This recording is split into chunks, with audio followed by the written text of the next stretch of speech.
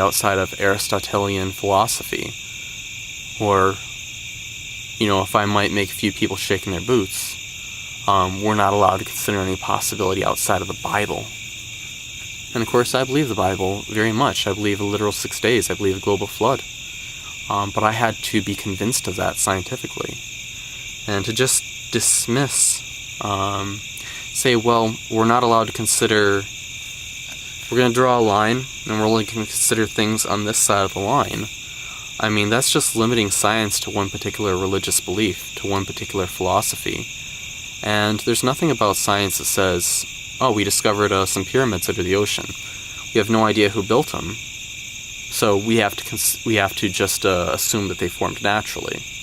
We're not allowed, even though we have to force ourselves to believe the hieroglyphs, to believe the major structures that don't form like this naturally, the major physical and chemical problems with this.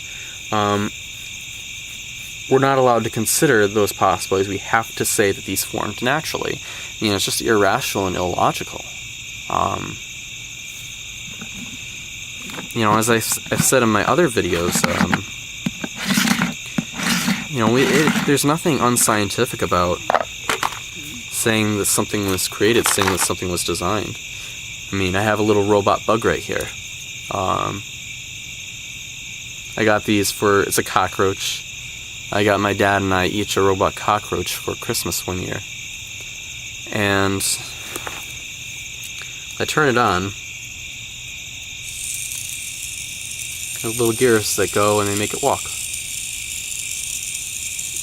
Now this is a machine, of course, just like a real cockroach is. Except a real cockroach is far more complex and far more sophisticated than this. And a real cockroach, if this thing even has any software programming in it, a real cockroach is far more complicated. And I've done some software program before. I worked with a geneticist on a project where I helped analyze 1,000 genome data, and I ended up writing a program that organized entire chromosome. It would take an entire chromosome and organize all the data in it and find all the relationships we were looking for in about 24 hours. And it worked really, really well. And this was in a cheap laptop that I got for $400 or $500 at Best Buy. But I had never done computer programming before. I would go to bed and I would pray, dear God, help me with this computer program, because I don't want this to come out being a dud. I want to accomplish this. And I would go to bed and I would have a dream where someone would explain to me someone would explain to me how to make the computer program. They'd explain some aspect to me. I'd wake up, I'd put it into the computer, and it would work. And of course, obviously people will try to come up with psychological explanations for that, and maybe you could. We could say I'm lying, different things like that. I saw a video about a guy in Africa. The doctor declared him dead. The guy was embalmed. He was embalmed. And he came back to life, and they recorded. Somebody pulled out a video camera, and they recorded the dead body coming back to life. And obviously things like that are easy to hoax, they're easy to fake, but the people seemed very sincere. This is something that can't be explained by natural means. And I don't agree with the idea that science is limited to purely natural explanations, because, like I said, anthropology, it relies on the fact that there are non-natural causes out there. And I read your article said something like, we have to explain the natural world purely in natural processes, but it's kind of it's almost a begging the question. It seems like, that this blade of grass right here, if our military had the technology that's in this blade of grass, we could, crying out loud, we could colonize Mars tomorrow. We could be building cities on Mars practically tomorrow. Obviously it takes us a little while to get there, but for all intents and purposes, it takes a while to actually... Not really. If we had, come on, we have solar panels that, in here that create,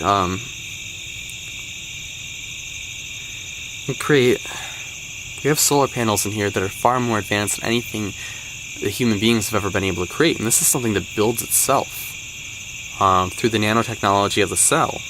And people might object to my terminology here, but undeniably it's nanotechnology. Everybody agrees with that.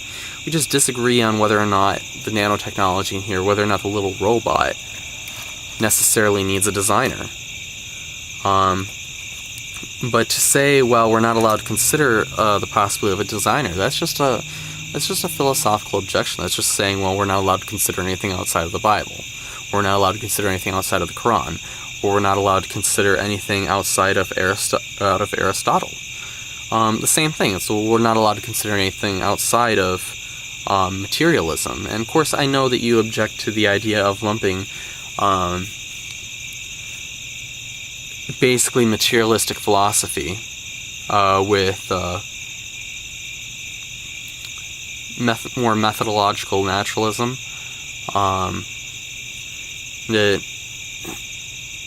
Your article, and of course I'm not relaying it as well. It is pretty late at night right here where I am, but the idea that your article basically said, just because we have to seek out only natural explanations in science doesn't mean that necessarily that nature's all there is. But it's kind of saying, well, we're not allowed to consider anything outside. It basically comes down to science isn't allowed to contradict a particular worldview. I mean, you say it's not, but it really is. And even Richard Dawkins says, even he was pointing out when he was interviewed in Expelled that, hey, you look at evolution, it really does lead to atheism in the long run. And I don't buy it. I don't buy the idea that, hey, we're only allowed to consider things that are within this particular philosophical bubble. And it doesn't mean that we can just willy-nilly say, well, this chemical changed from red to green because fairies did it. No, that's not what we're arguing at all. Not by far. I think that's ridiculous. That's silly. But at the same time, unless the universe is logical and rational, we can't do science to begin with. And the reason that the ancient scientists, like Galileo, Newton, they weren't ancient scientists, they were the ancient founders of modern science. They were the founders of modern day science. And the reason they considered this to be the case is because, hey, the world was created by a rational, logical God, an all-powerful deity. I mean, you look at and by the way, I read the article, or I didn't actually read the article that you and Stephen Meyer were talking about in the debate you had on, I think it was on CNN. I watched the YouTube video the other day. It was the complete debate that you guys had, and he had the reporter that was very unprofessional. He very much lacked in his objectivity. And I'm calling a spade a spade. As a reporter, you're supposed to allow people to speak, and he really wasn't. He was really throwing words into Stephen Meyer's mouth. And you had said in that interview that there was no such thing. There had never been a peer-reviewed article that promoted intelligent design. Stephen Meyer jumped in and said, "Hey, wait a minute! I wrote an article that was a peer-reviewed article that proposed intelligent design." And you said to him, Stephen, your article never mentioned intelligent design. He said, yes, it did at the very end. I went and looked up his article, and yes, it did at the very end. I mean, in that case, you truly did get your facts wrong. Now, everybody makes a mistake. I'm going to say that. Everybody does make a mistake. I don't think it would be right to take that one incident and go around and say, ha, she got something wrong. But I do look at some of the things you're saying, and you'll say that any scientist that doesn't agree with evolution is anti-science. And at the end of the day, that's not an argument, it's a witch hunt. And that's a lot of what you've been involved in. And I'm sorry to be so blatant about it, but it's true. to go around and hunt down any scientist that doesn't agree and say they're anti-science. I mean, these are people who have dedicated their lives to science. Some of these people have dedicated their lives to being a doctor and healing the sick. Just because they don't agree with what really is the religion of evolution, it doesn't mean you can just go. Doesn't mean it's right to just go hunt them down, and get them fired from their jobs, to get them blacklisted, and it's just plain not right. If science is open, if evolution really is open to criticism, then allow it to be open to criticism. I mean, saying, well, science is open to criticism and the facts really support evolution, but going down hunting down and blacklisting any scientist that disagrees it really shows, it's been pointed out, it really shows a lot about the confidence of how confident you are in your side of things. And it's not right. I mean, it would be no different than me. It would be no different than a religious person going and hunting down any person that disagrees with them. It would be no different than the scientists of Galileo's time saying, well, geocentrism is proven. We have the math, we have the data right here. Geocentrism is a proven scientific fact, and him saying no. I agree with heliocentrism and people wanting to blacklist him for disagreeing with their ideas. Remember, it was never the Bible that said that the sun goes around the earth. That's not in the Bible. And the Bible does say, well, when the sun rises and the sun sets. It uses what that is. That's the language of appearance. People use that term all the time. I've even seen astronomers use that term. Modern day astronomers. Does that mean that they're geocentrists? No, it just means they're using the language of appearance.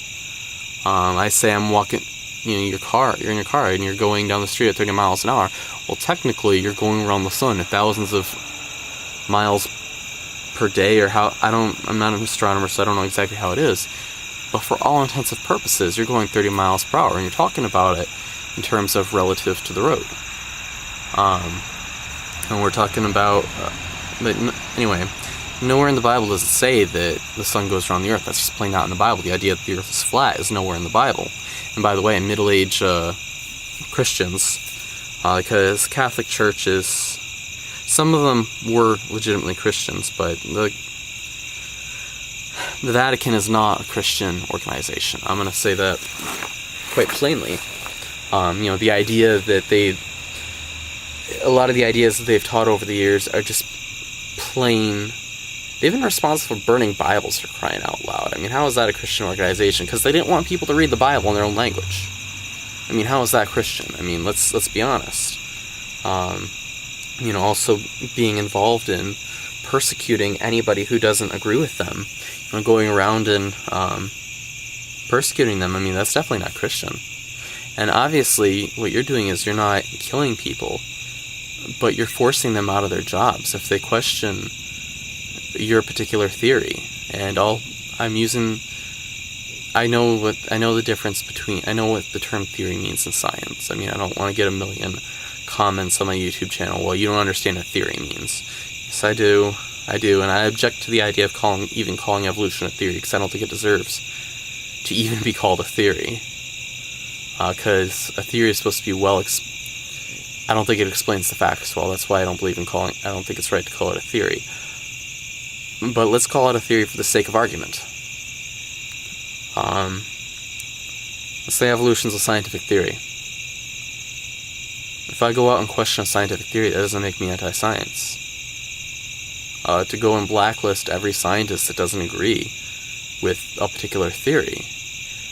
Well, I'm a scientist. I have let's say Richard Sternberg, for example. You led a campaign against him. When he was in the Smithsonian, he allowed peer review and publication of the Meyer article. He has 2 PhDs in evolutionary biology. I mean, he's qualified to say, hey, this is a really good argument against evolution. I mean, other people won't necessarily agree with him, and they don't have to, but he's got 2 PhDs in evolutionary biology. He's not some religious fundamentalist running around. And he kind of hunted him down. That's not good. That's not right.